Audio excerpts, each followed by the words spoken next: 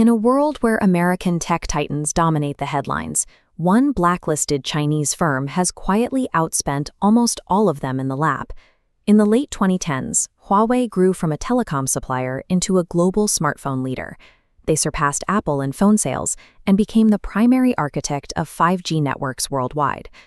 Then, starting in 2018, the U.S. government unleashed a barrage of sanctions. Washington branded Huawei a national security threat, cutting off its access to Google's Android software and barring TSMC, the world's leading chip foundry, from manufacturing its cutting-edge processors. This chart tracks Huawei's revenue, and it shows the immediate financial devastation that followed. After a steady climb to a peak in 2020, sales collapsed by nearly a third the very next year, as the once profitable consumer division was gutted.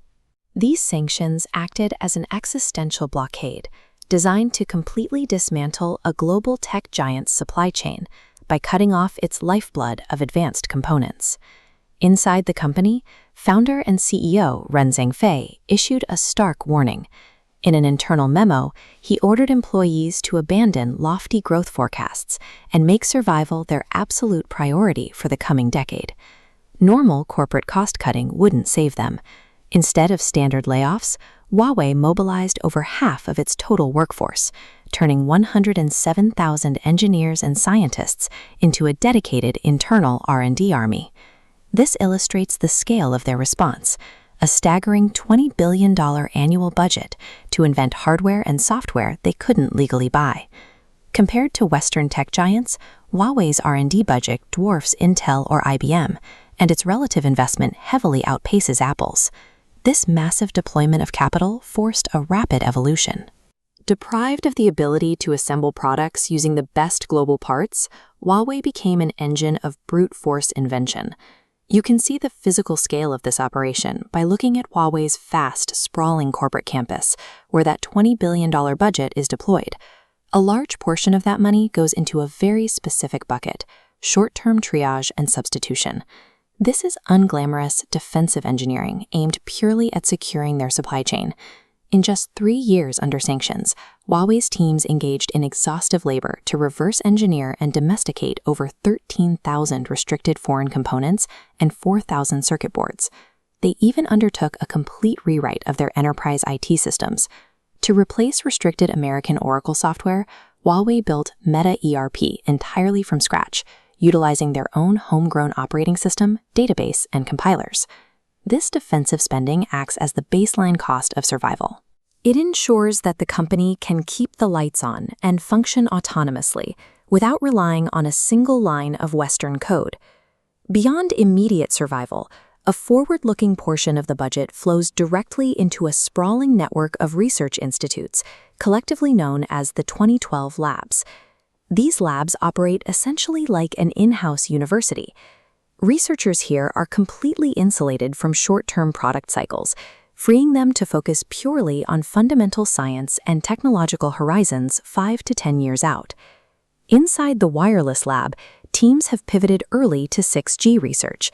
They are running trials to define what ubiquitous, AI-native networks will look like long before the expected market rollout in 2030. This diagram represents the work of Huawei's optical lab in photonics. By focusing on novel transmission formats, their researchers have managed to double the data capacity of a single optical fiber roughly every 3 years. While the rest of the company fights the daily fires caused by the sanctions, the scientists in the 2012 labs are using their capital to quietly secure the intellectual property of the 2030s. One specific physical innovation Huawei is chasing involves new materials. They placed an early tactical bet on gallium nitride semiconductors to build high-power electronics that bypass traditional silicon limitations. By utilizing this wide bandgap material, Huawei makes the heavy telecommunications equipment and 5G radios seen here lighter and far more energy efficient than their competitors. The structural reality making these long-term bets possible is Huawei's private ownership. Because the company is essentially employee-owned, they are completely immune to Wall Street's demands for quarterly returns. Apple's late founder Steve Jobs once argued that innovation has nothing to do with how many R&D dollars you have. Huawei is aggressively testing that philosophy, deliberately attempting to overwhelm complex physics problems with sheer capital. Their private structure acts as their ultimate shield. It is the only reason they can endure a massive 32% drop in net profit simply to keep feeding money into their research machine. So, did this unprecedented forced capital burn actually yield tangible technological independence? The early evidence points to yes. Huawei holds an enormous intellectual property portfolio, maintaining over 100,000 active global patents, spanning everything from advanced networking to complex computing. The most visible proof arrived in late 2023 with the shock release of the Mate 60 Pro smartphone. Huawei notably launched the device exactly when the U.S. Commerce Secretary was visiting China, sending a very clear geopolitical signal. As this schematic details, the critical breakthrough sits inside the phone. At its core is a 7-nanometer Kirin processor, designed in-house and fabricated domestically to successfully bypass Western restrictions on advanced lithography machines.